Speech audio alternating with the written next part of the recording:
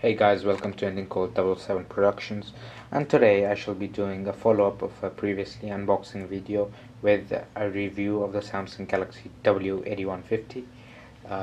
Before I get into the review, what I shall be showing you two products which I have.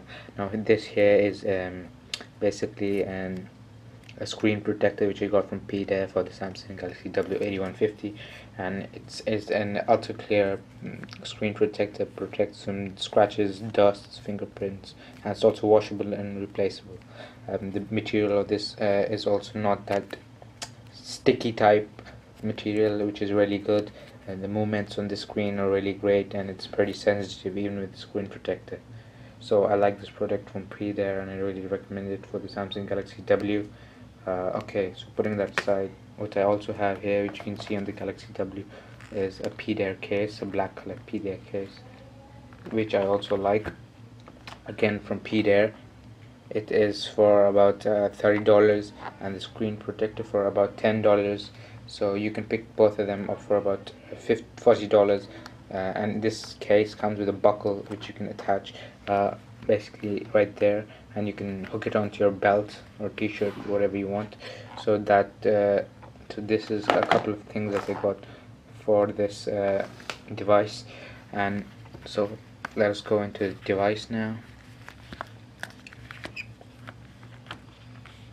Okay, we have the device here. I'll just zoom in.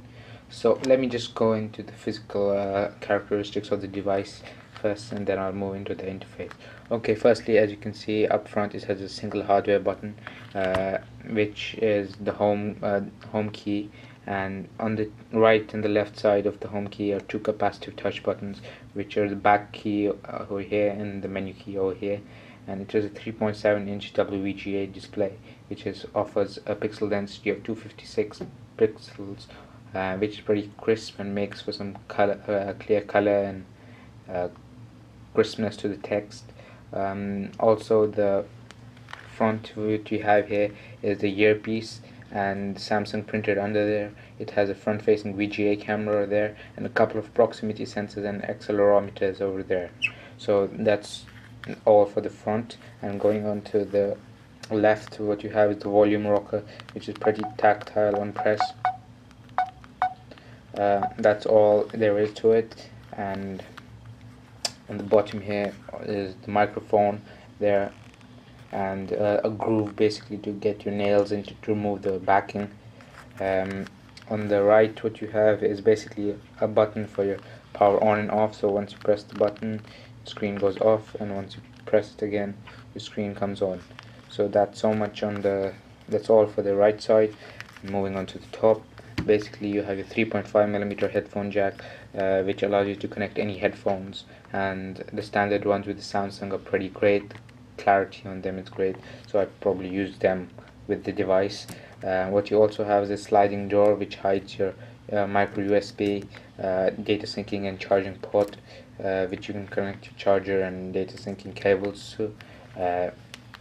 So that was a basic hardware review. And lastly, what you have is a 5-megapixel autofocus camera on the back, and this is capable of shooting 720p videos, and you also have accompanied with it an LED flash.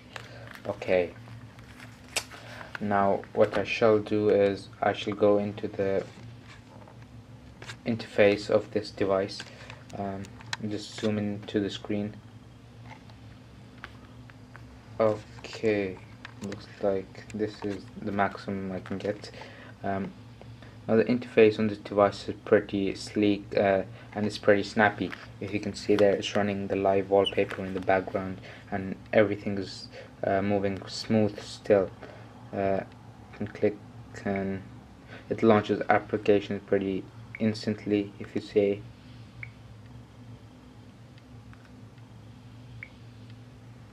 here's your app drawer, which is also pretty smooth. You can jump from panel to panel very easily. The scrolling in the interface is very fast due to the 1.4 GHz single core processor. Now it also has 512 megabytes of RAM to accompany it, which gives you a pretty nice user interface, and it has all the graphical elements to it, which are enabled right now, so it is under some load due to the graphic elements as well. Okay, now what I will do is I will go into the Wi-Fi. I'll turn on the Wi-Fi and I will go into the review of the browser. I'll just wait for my Wi-Fi to turn on.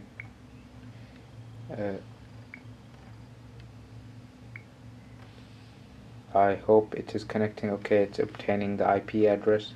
I'll wait for it to obtain IP address and then I shall be doing a review of the browser. In the meantime, while it connects, I will do a review of the camera. Now I'll launch the camera app there, and let's say we'll take a photo of this magazine here. I'll just zoom out a bit so you can see. Okay, the camera interface is pretty standard on this. It has your menus and your settings on the left and some buttons on the right. If you've used a Samsung device before, you'll probably be familiar with the interface, which is pretty standard on other Samsung devices. It also has tap to focus. Okay, I'm in the recording mode. I'll switch to the camera mode and show you the tap to focus.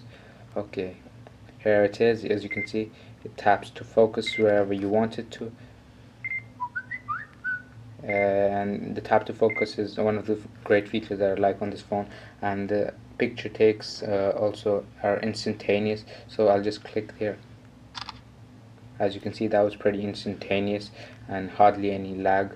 It also provides 720p HD video recording, which is pretty good for phones.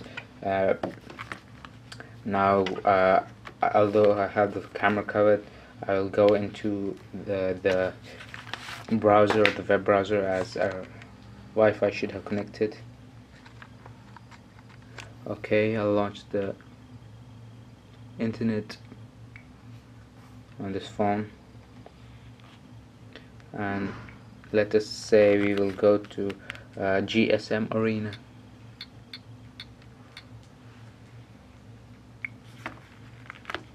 Okay, I'll wait for the page to load up and then I'll show you how the web browsing on this phone is.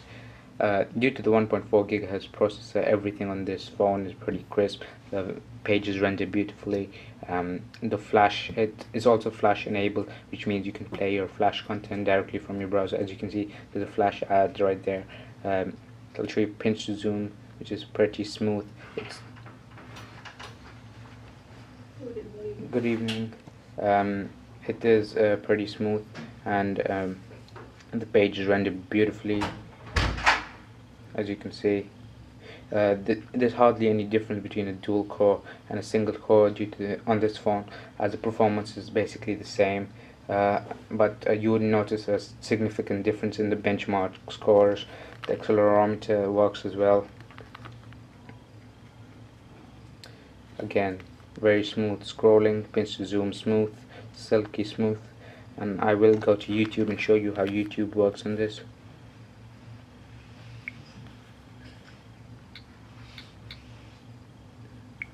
And I'll use the desktop version to show you the Adobe Flash on this phone. Okay, as you can see, it has loaded up, and I'll launch one of the videos of my home page. This is a video of Modern Warfare 3, probably using something about the IMS. I'll launch it with the internet. Go into portrait so you can see.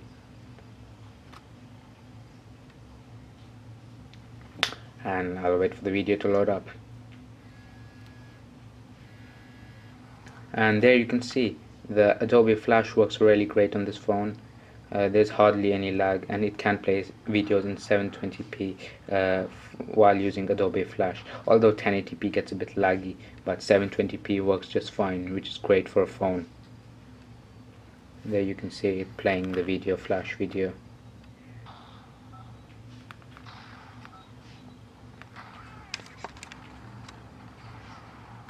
So that's so much for the browser, which are the two basically main things that people want me to review. The camera